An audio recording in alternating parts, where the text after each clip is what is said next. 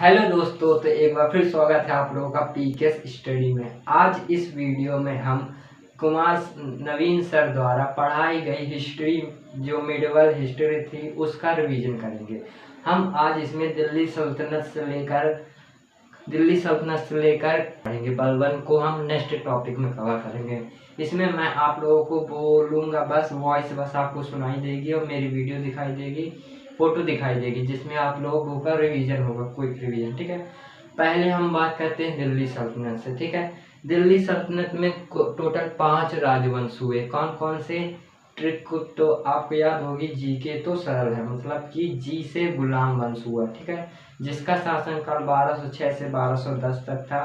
फिर उसके बाद आया खिलजी वंश, जो कि 1210 से लेकर 1320 तक था। फिर आता तुगलक वंश, जो कि 1320 से लेकर 1414 तक था। फिर आता है सैयद वंश, जो कि 1414 से लेकर 1451 तक था। देन उसके बाद आता है लोधी वंश, जो कि 1451 से लेकर 1526 तक शासनकाल था। इन पांचों वंशों में से सबसे ज्यादा शासनकाल, सबसे लंबा शासनकाल की बात करें तो तुगलक वंश का था, और सबसे कम शासनकाल जो था खिलजियों का था। ठीक है, बात करते हैं गुलाम वंश की, जिसका शासनकाल 1206 से 1210 तक था। गुलाम वंश, जिसे दास वंश भी कहते हैं, मामलुक वंश भी कहते हैं। इसमें राजा हुए कुतुबुद्दीन हुआ, इल्तुतमिश हुआ। कुतुबुद्दीन के समय से कुतुबी वंश भी कहते थे, इल्तुतमिश के समय से इल्वरी वंश भी कहते थे, और बलबन के समय से बलबनी वंश भी कहते हैं। ठीक है, बात करते हैं कुतुबुद्दीन ऐबक। ये कौन था? तो ये मोहम्मद गौरी का मतलब कि दास था, जिसके हाथों में शासन सौंपकर मोहम्मद गौरी वापस लौट गया था।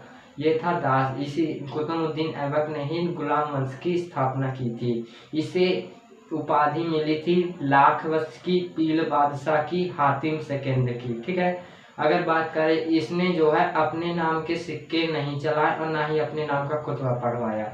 इसने मालिक और सिपह सालार की उपाधि धारण की थी। इसके गुरु की बात करें तो इसका गुरु था बख्तियार काकी। बात करते हैं कार्य के बारे में। कुतुबुद्दीन ऐबक के कार्य क्या है? तो इसने सबसे पहले कुब्बत उल इस्लाम मस्जिद बनवाई, जो कि उत्तर भारत की पहली मस्जिद थी। ये कुतुब मीनार के पूर्व में थी। उत्तर भारत की पहली मस्जिद कुब्बत उल इस्लाम मस्जिद हो गई। बाद आता है इसने कुतुब मीनार को बनवाया। कुतुब मीनार को बाद में पढ़ेंगे। पहले इसने 2.5 दिन का झोपड़ा बनाया। 2.5 दिन का झोपड़ा। पहले यहाँ संस्कृत महाविद्यालय था, जिसको विग्रह राज फोर्थ ने बनवाया था। इसी को तोड़कर 2.5 दिन का झोपड़ा बनवाया गया। उसके बाद आता है कुतुब मीनार की इसने शुरू की थी। कुतुब मीनार को 1199 में पहली मंजिल इसने बनवाई थी। इस कुतुब मीनार की दूसरी मंजिल, तीसरी मंजिल और चौथी मंजिल, ये तीनों मंजिल इल्तुतमिश ने बनवाई थी। और कुतुब मीनार की 5वीं मंजिल फिरोज शाह तुगलक ने बनवाई थी, और फिरोज शाह तुगलक ने 1368 में इसकी मरम्मत भी कराई थी, और 1505 में सिकंदर लोधी ने इसकी मरम्मत कराई थी।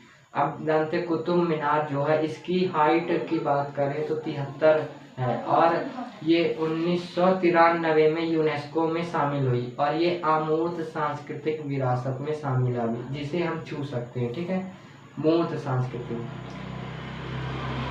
बात करें तो ये गुम्बद और मेहराब कला का जनक माना जाता है, और इसका दरबारी कवि हसन निजामी था। इस हसन निजामी की बुक की बात करें तो ताजुल नासिर है, ये दरबारी कवि था। और बात करें कुतुबुद्दीन ऐबक की, इसकी मौत जो है चौगान खेलते हुए हुई थी। ठीक है, इसके बाद शासन बना आराम शाह का शासनकाल जो था 1210 से लेकर 1211 तक ही था, मतलब कुल 8 वर्ष या फिर 1 साल का इसका शासन था। कई इतिहासकार कहते हैं कि आराम शाह जो था कुतुबुद्दीन ऐबक का पुत्र था। कई इतिहास इसका विरोध भी करते हैं। ठीक है, बात करते हैं आराम शाह कहाँ से आया और इल्तुतमिश इसके बाद कैसे आया। देखो, कुतुबुद्दीन ऐबक ने जो अपनी राजधानी बनाई थी वो लाहौर बनाई थी। ठीक है, उसने लाहौर राजधानी बनाई थी, और दिल्ली पर भी उसका शासन चल रहा था। तो दिल्ली पर उसने जो है इल्तुतमिश को बैठाया था। और दिल्ली के सरदार, देखो दिल्ली में था इल्तुतमिश और लाहौर में कौन था, कुतुबुद्दीन ऐबक के बाद था आराम शाह। दिल्ली के सरदारों ने इल्तुतमिश को राजा बनाना चाहा और लाहौर के सरदारों ने आराम शाह को शासन बनाना, मतलब कि राजा बनाना चाहा। ठीक है, तो इन दोनों के बीच एक युद्ध हुआ। जब आराम शाह राजा बन गया था तो इल्तुतमिश और आराम शाह के बीच एक युद्ध हुआ जिसे जूट का वॉर कहते हैं। फलस्वरूप कौन जीता, इल्तुतमिश जीत गया इस युद्ध में और इल्तुतमिश फिर राजा गद्दी पर बैठा। इल्तुतमिश का शासनकाल 1210 से लेकर 1236 तक था, 1211 से लेकर 1236 तक था। बात करते हैं इल्तुतमिश कहाँ से आया है। देखो इल्तुतमिश जो था बहुत ही खूबसूरत था, बहुत ही बुद्धिमान था। ठीक है, छोटी सी उम्र से वो बहुत ही खूबसूरत और बहुत ही बुद्धिमान था। तो उसके भाइयों को उससे ईर्ष्या हुआ करती थी। उसके पिता ने जो है इल्तुतमिश को बाहर जाने से मना भी कर दिया था कि कोई इसे दास प्रथा चलती थी, मतलब बेचा जाता था लोगों को, तो कोई इसे पकड़ के किडनैप ना कर ले, उसे बेच ना दे। तो इसे बंद, मतलब कि प्रतिबंध किया गया था कि इल्तुतमिश बाहर नहीं जाएगा। ठीक है, जब एक दिन उसके पिता कहीं चले गए तो उस इल्तुतमिश के भाइयों ने इल्तुतमिश को बाहर भेज दिया। ठीक है, वो फिर खो गया कहीं। फिर जलाउद्दीन खिलजी को ये मिला, जलाउद्दीन खिलजी नहीं था, जलाउद्दीन था एक व्यक्ति जिसे ये मिला इल्तुतमिश। तो जलाउद्दीन ने इसे जो है इल्तुतमिश को बहुत पढ़ाया, उसे सैन्य मतलब कि युद्ध करना सिखाया, बहुत कुछ उसे ज्ञान की बातें बताई। ठीक है, ये क्योंकि अगर उसकी क्वालिटी वो जब बताता है किसी को तो वो उसे अधिक दामों में उसे खरीदते हैं। दासों की जब क्वालिटी होती है, मतलब जब किसी चीज़ की क्वालिटी होती है तो उसे अधिक दामों में खरीदा जाता है, बेचा जाता है। ठीक है, तो जब वो उसे बहुत सारा ज्ञान दे दिया, मतलब कि बहुत सारे युद्धाभ्यास उससे करवाए, उसे तलवार चलाना सिखा दिया, उससे बहुत कुछ आने लगा था। तो फिर उसको जो है बाजार में बेचा गया। तो पहले मोहम्मद गौरी आया था इसको खरीदने। मोहम्मद गौरी जो था इसे खरीद नहीं पाया था क्योंकि उसका जो था वर्चस्व उस समय उस बाजार व्यवस्था पे नहीं था। ठीक है, फिर इसके बाद आया कुतुबुद्दीन ऐबक। कुतुबुद्दीन ऐबक ने इल्तुतमिश को खरीद लिया था। ठीक है, फिर जब एक बार युद्ध हो रहा था तो मोहम्मद गौरी ने इल्तुतमिश को देखा लड़ते हुए, तो इल्तुतमिश को देखा तो कुतुबुद्दीन ऐबक से कहा कि इस बंदे को अच्छे से संभाल के रखना, ये बहुत आगे तक जाएगा, बहुत अच्छा युद्ध करता है। ठीक है, तो फिर जो है इल्तुतमिश ने नहीं, फिर कुतुबुद्दीन ऐबक ने इल्तुतमिश की प्रशंसा की और उसे उच्च पद पर पहुंचाता गया और उससे अपनी बेटी से उसकी शादी भी करवाई। ठीक है, अपनी बेटी की उससे शादी भी करवाई। ठीक है, तो उसकी कुतुबुद्दीन ऐबक की बेटी कौन थी, तो कौन थी, कुतुबी बेगम थी। कुतुबी बेगम से इल्तुतमिश की शादी हो गई। तो अब ये कौन हो गया, ये हो गया दामाद हो गया, कुतुबुद्दीन ऐबक का इल्तुतमिश दामाद हो गया। ठीक है, तो इस तरह ये आता है। ठीक है, जैसा कि मैंने बता दिया आराम शाह और इल्तुतमिश के बीच जूट का युद्ध हुआ। उसके बाद आता है इल्तुतमिश इस तरह आता है और गद्दी पर बैठता है। ठीक है, अब बात करते हैं इल्तुतमिश जब आया तो इसे इल्वरी वंश कहा गया। पहले ही मैंने बता दिया था, ये क्या था, कुतुबुद्दीन ऐबक का दामाद था। ठीक है, इसके पिता कौन थे, तो ईलम खां इसके पिता थे। कौन थे, ईलम खां इसके पिता थे। इसको एक उपाधि मिली थी, अमीरे उमरा की उपाधि मिली थी। कौन सी, अमीरे उमरा की।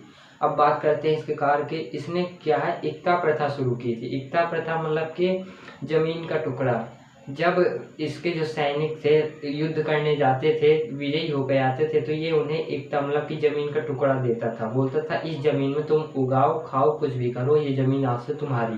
तो इक्ता यानी जमीन का टुकड़ा। ठीक है, इसने 40 तुर्क सरदारों को इकट्ठा करके तुर्क ए चहलगानी बनाया था, मतलब एक ग्रुप बनाया था, जिसका प्रमुख काजी मतलब कि एक ऊंची पोस्ट रख दी थी। 40 तुर्क सरदारों में एक ऊंची पोस्ट थी, वो कौन था, मुख्य काजी। और मुख्य काजी कौन था, मिन्हाज उल सिराज था, मिन्हाज उल सिराज। ठीक है, मिन्हाज उल सिराज ये दरबारी कवि था और इसकी बुक है एक, मतलब इसने एक बुक लिखी थी तबकात एक नासी, तबकात ए नासी में ही रजिया सुल्तान का वर्णन मिलता है। ठीक है, अब बात करते हैं, इसने जो है 1229 में इसने खलीफा से खिलाफत प्रदान की थी, मतलब खलीफा से खिलाफत मतलब कि शाबाशी या सम्मान प्राप्त किया था खलीफा से। ठीक है, अब बात करते हैं मोहम्मद गौरी के गुलाम थे, कौन थे, कुतुबुद्दीन ऐबक हो गया और एक और गुलाम था, वो था यलदौज। ठीक है, अब यलदौज आता है, देखो इल्तुतमिश दिल्ली में शासन करता है, तो यलदौज आता है तो दिल्ली के आसपास क्षेत्रों को जीतता है। ठीक है, इल्तुतमिश शांत बैठा रहता है। जब फिर यलदौज बहुत सारे शासकों मतलब कि बहुत सारे क्षेत्र को जीत लेता है, तो फिर इल्तुतमिश और यलदौज के बीच भीषण युद्ध होता है, जिसे तराइन का थर्ड युद्ध यानी तराइन का तीसरा युद्ध कहते हैं। ठीक है, किसके बीच हुआ, इल्तुतमिश और यलदौज के बीच। जीता कौन, इल्तुतमिश जीता। ठीक है, क्योंकि उसने लेट आक्रमण किया था, सोच समझ के आक्रमण किया था, इसीलिए इल्तुतमिश जो है जीत गया था। अब इसके बाद उसने जो है 1270 नहीं, तराइन का युद्ध कब हुआ था मैं भूल गया, तराइन का युद्ध आपको बताना भूल गया। तराइन का युद्ध जो है 1215 से 1216 में हुआ था। अब आता है लाहौर पर उसने कब्जा किया था 1217 में। अब इसके बाद क्या होता है, तो इसके बाद होता है मंगोल आक्रमण, 1221 में जो है मंगोल पर आक्रमण होता है, मंगोलों की तरफ से आक्रमण होता है। मंगोलों की तरफ से नेतृत्व करता है चंगेज खान, जो कि बहुत ही खूंखार बहुत ही अत्याचारी शासक था। ठीक है, इसने ईरान को भी जीता था, जिसे ट्रांस सक्सियाना भी कहते हैं। ठीक है, इसने लगभग 4 करोड़ लोगों को मारा था, मतलब 4 करोड़ लोगों की हत्या की थी। ठीक है, अब ये क्यों आता है, ठीक हो, एक ख्वारिज्म शासन था, सर ने पढ़ाया होगा, तो ख्वारिज्म शासक जब ख्वारिज्म वंश का एक शासक था, कौन था, तो वो था जलालुद्दीन मकबरनी था। ठीक है, तो चंगेज खान ने उससे कॉन्फ्लिक्ट चलते रहते थे, मतलब कि ख्वारिज्म शासक के चंगेज खान से कॉन्फ्लिक्ट मतलब कि युद्ध चलते रहते थे। तो चंगेज खान ने बोल दिया एक बार कि ख्वारिज्म के शासक कौन था, जलालुद्दीन मकबरनी, उससे बोल दिया जलालुद्दीन मकबरनी से कि मैं तुम्हें मारूंगा। ठीक है, तो अब जलालुद्दीन मकबरनी भागा, कहाँ भागा, इल्तुतमिश के दरबार में भागा। तो इल्तुतमिश के दरबार में जब भागा तो इल्तुतमिश का सैनिक आया, बोला कि इल्तुतमिश से बोला कि एक व्यक्ति आया है, उसके पीछे चंगेज खान है, उसको सुरक्षा देना कि नहीं। तो जब पता उसे चला कि चंगेज खान बहुत ही खूंखार है, तो उसने बोल दिया हम किसी को सुरक्षा नहीं देंगे, और उसने अपनी समझदारी के दम पर उस मंगोल आक्रमण को भारत में होने से बचा लिया था, मतलब कि उसने संरक्षण नहीं दिया था। और फिर उसने इल्तुतमिश ने ही जलालुद्दीन मकबरनी की ही गला काट दिया था। ठीक है, गला काट दिया मतलब उसे ही मार दिया था जलालुद्दीन मकबरनी को, जो वो लेने आया था। फिर जो चंगेज खान था ये सिंध तक आ पहुंचा था उसके पीछे पीछे। फिर उससे जब पता चला कि वो जलालुद्दीन मकबरनी पहले ही मर चुका है, तो वो सिंध से ही वापस लौट गया था। ठीक है, तो ये एक बात इसमें बोली जाती है कि इल्तुतमिश की ये समझदारी हुई जिससे भारत में मंगोल आक्रमण होने से बच गया, नहीं तो पहले से ही चंगेज खान ने 4 करोड़ लोगों को मार चुका था, अब भारत में आके कितनों का कत्ल करता। ठीक है, अब आता है बंगाल पे विजय उसने प्राप्त की थी। बंगाल पे विजय कैसे प्राप्त की थी, बंगाल पे एक शासक था गयासीउद्दीन। ठीक है, गयासीउद्दीन ने टैक्स देने से मना कर दिया था। फिर इल्तुतमिश ने अपने बेटे नसीरुद्दीन को भेजा, तो गयासीउद्दीन बोला कि साहब गलती हो गई, अगली बार से टैक्स भेजेंगे आपको। ठीक है, जब नासिरुद्दीन वापस आ रहा था तो फिर इसने वहाँ विद्रोह कर दिया। नासिरुद्दीन फिर वहाँ गया और गयासीउद्दीन को ख़त्म कर दिया, और वहाँ एक नया सूबेदार को बैठाया, कौन था, अलाउद्दीन जौनी को उधर बैठाया। ठीक है, अब आता है ग्वालियर का अभियान जो कि 1232 का था। ग्वालियर का अभियान था, यहाँ राजा सारंगदेव थे, यहाँ भी जौहर हुआ था, यहाँ राजा सारंगदेव थे, यहाँ भीषण युद्ध हुआ। इसी युद्ध में जो था नासिरुद्दीन महमूद मारा गया था।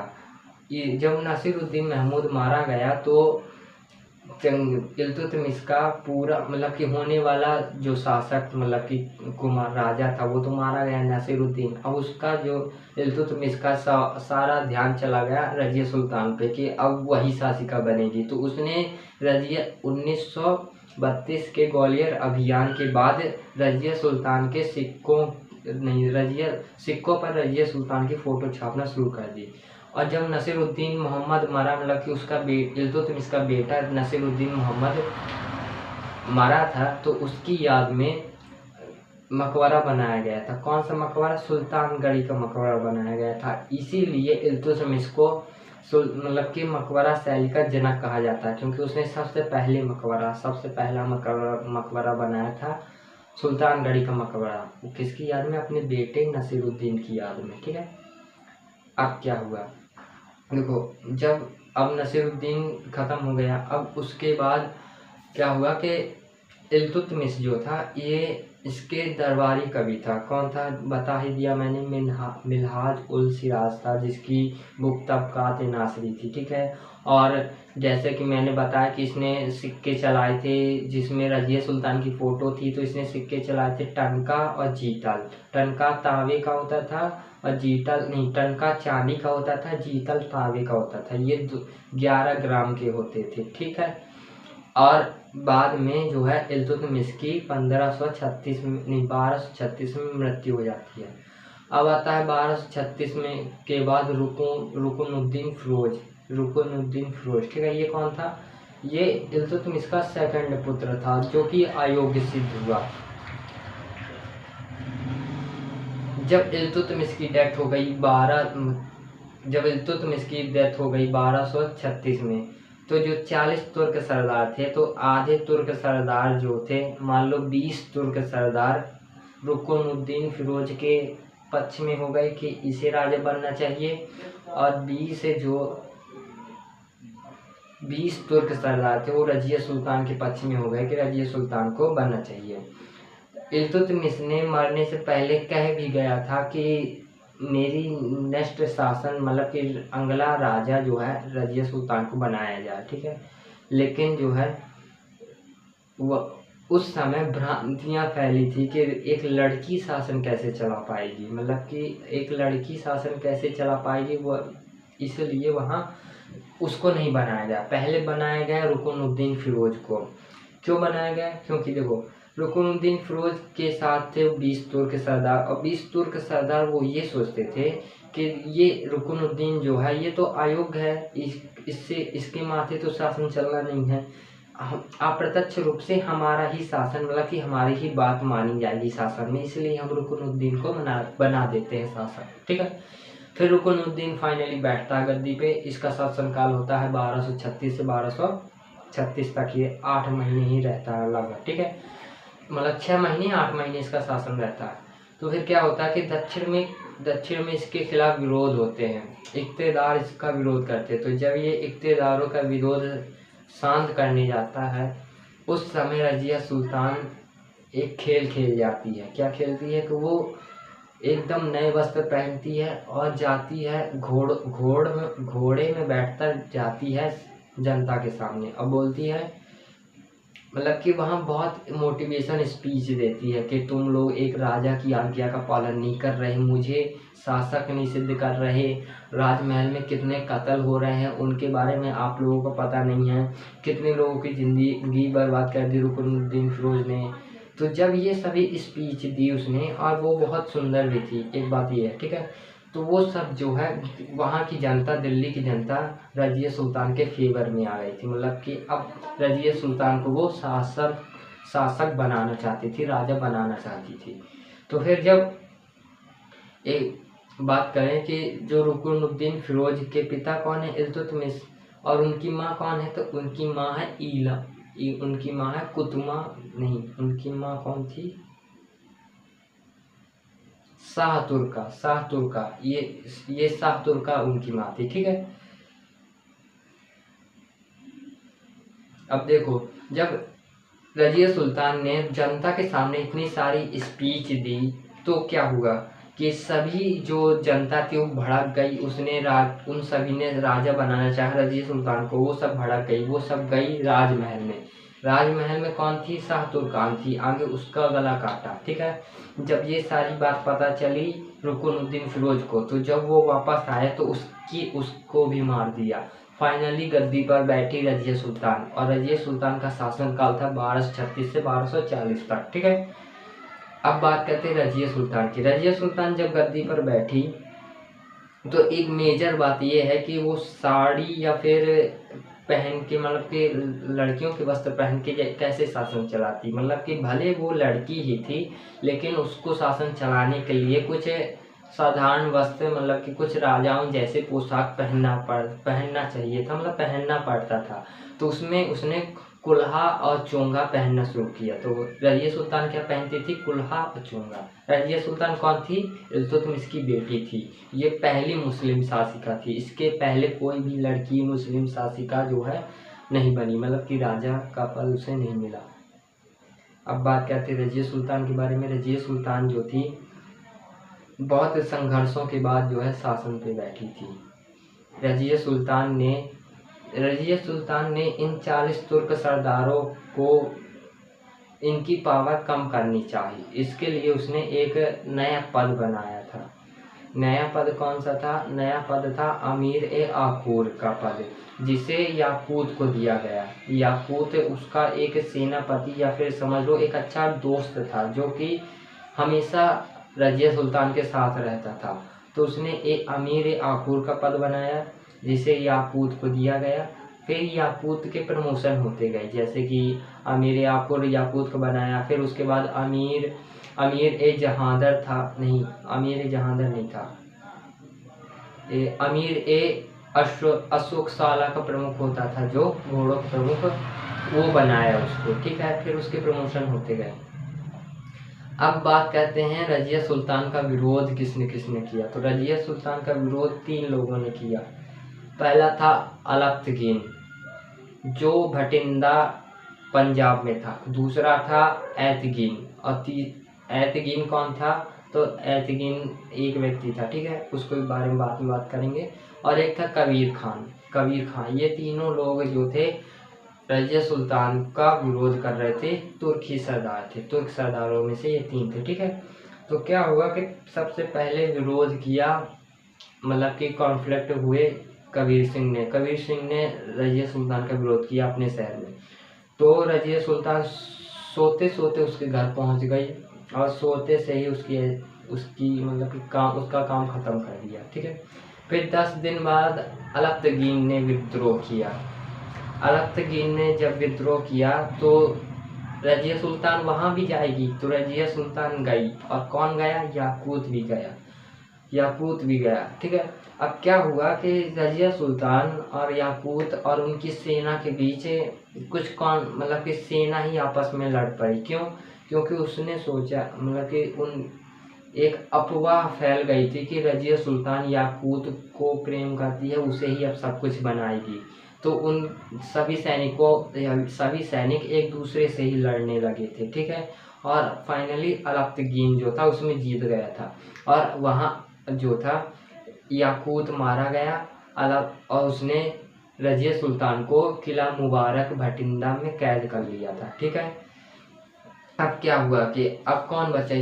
सबसे मेजर था ऐतगीन। अब जब रजिया सुल्तान को कैद कर लिया गया तो ऐतगीन जो थे, ये और भी जो तुर्क सरदार थे, वो सब पार्टी करने लगे कि रजिया सुल्तान तो गई, खत्म कहानी। ठीक है, अब इन्होंने सोचा कि हम एक ऐसा पद बनाएंगे जो राजा से भी ऊपर का होगा।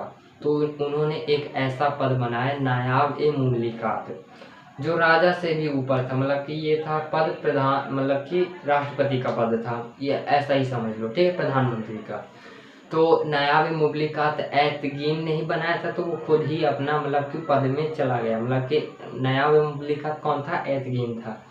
अब ऐतगीन ने जो है बहराम शाह को शासक बनाया था। बहराम शाह कौन था? तो ये इल्तुतमिश का तीसरा पुत्र था, ये सबसे आयु के शासक था। इसे कहा गया कि तुमको कुछ नहीं करना, बस गद्दी में बैठे रहना है, बाकी हम सब शासन चलाएंगे, तुमको गद्दी बस बैठे रहना। ठीक है, तो बहराम शाह ने कहा अच्छा गद्दी मिल रही है, कुछ करना भी नहीं है। अरे तो फिर हम बैठे रहेंगे, कहा खाना वस्तु है हमको। तो फिर वो बैठा रहा, ठीक है। फिर जब वो मतलब कि राजा था और ऐतगीन था, राजा के साथ चलती थी 500 सेना, तो ऐतगीन ने कहा मेरे साथ 1000 चलेगी। राजा उठेगा 9 बजे तो उसके उठने पे कुछ नहीं होगा, अगर मैं उठूंगा तो घोंस बजना चाहिए, मतलब कि राजा से भी ऊपर अपने को मानने लगा। तो फिर कॉन्फ्लिक्ट हुए, बहराम शाह को गुस्सा आया, बहराम शाह ने रातों ही रात ऐतगीन को ख़त्म कर दिया, ठीक है। अब यहाँ मैंने एक बात बताना भूल गया कि यहाँ एक पद बनाया गया था नायाब मुमलिकात, यहाँ एक और पद भी बनाया गया था वजीर का। वजीर कौन था? मुहाजिबुद्दीन था, मुहाजिबुद्दीन, ठीक है। अब मुहाजिबुद्दीन बचा और बहराम शाह बचा। बहराम शाह ने ऐतगीन को ख़त्म कर दिया, ठीक है। अब क्या हुआ कि दक्षिण में जो है विरोध उत्पन्न हुए, दक्षिण में बहराम शाह के खिलाफ विरोध हुए। तो बहराम शाह ने जो वजीर था मोइजुद्दीन, उनसे कहा कि तुम जाओ इस विद्रोह को शांत करो, ठीक है। जब ये गया सैनिक सेना इना लेकर, ठीक है, तो इसने रास्ते में ही सब रोक दिया सेना इना को, ठीक है। और सेना से बोला कि बहराम शाह ने तुम सभी सैनिक को मारने का आदेश दिया है। तो सैनिकों ने बोला भाई पागल आगल है क्या, हमको उसको मारने के लिए भेजा है, वो हमको ही मारेगा। तो उसने कहा कि ये रहा प्रपत्र यानी पत्र, लेटर, जिसमें आप लोगों को मारने के लिए कहा गया है, ठीक है। मोइजुद्दीन ने सैनिकों से कहा। तो जब सैनिकों ने ये सब देखा तो वो भड़क गए बहराम शाह के ऊपर। फिर वो दक्षिण नहीं गए, वो वहीं से ही लौट कर आए और बहराम शाह को ख़त्म कर दिया, ठीक है। अब शासन में कौन बचा? वजीर बचा मुहाजिबुद्दीन, ठीक है। तो अब शासन में रजिया सुल्तान मैंने बता दिया, किला मुबारक में वो कैद हो गई, और फिर जो है कैथल में 1240 में इसकी मृत्यु हो गई थी, ठीक है। बहराम शाह आया 1240 से 42 तक रहा। फिर इसके बाद आता है नसीरुद्दीन। नसीरुद्दीन कौन है? नहीं, इसके बाद आता है महमूद। महमूद कौन है? मैंने जो शासक बताया था, चौथा शासक था, हाँ चौथा शासक रुकनुद्दीन फिरोज बताया था, उसी का ही पुत्र था मसूद शाह, ठीक है। मसूद शाह आया। अब मसूद शाह जब आया तो इसने इसके समय जो था नायाब मुमलिकात का पद जो था कुतुमुद्दीन हसन के पास था, ठीक है। और वजीर का पद वही था, मतलब कि वास्तविक शक्ति किसके पास चली गई थी इस समय? तो मुहाजिबुद्दीन के पास चली गई थी। मसूद शाह ने एक काम गलत किया। उसने क्या किया कि उसने उसका चाचा जो था नसीरुद्दीन, वो कैद था, तो उसको उसने छुड़ाया। उसने बोला चाचा जी वो ज़मीन पड़ी है, जाइए आप उधर देखिए, ठीक है। तो नसीरुद्दीन को छुड़ाया। नसीरुद्दीन को जब उसने छुड़ाया तो नसीरुद्दीन ने ही रात को आकर मसूद शाह को ख़त्म कर दिया। मसूद शाह चला गया। अब गद्दी पर आता है नसीरुद्दीन, ठीक है। कौन आता है? नसीरुद्दीन। नसीरुद्दीन ने क्या किया? नसीरुद्दीन को सल्तनत काल का औरंगजेब कहा जाता है। नसीरुद्दीन ने बलबन देखो इसके बाद बलबन आएगा ना, तो इसने बलबन को ही नायाब मुमलिकात बना दिया था, ठीक है। नायाब मुमलिकात बना दिया था। तो नसीरुद्दीन के बारे में इतने सारे फैक्ट हो गया, ज़रूरी थे, बस इतना ही। मिलते हैं नेक्स्ट वीडियो में। नेक्स्ट वीडियो में हम बलबन को समझेंगे, ठीक है। तो मिलते हैं नेक्स्ट वीडियो में, जब तक के लिए अच्छे रहिए, और वीडियो अच्छे लगे तो चैनल को सब्सक्राइब, वीडियो को लाइक जरूर कर दीजिए।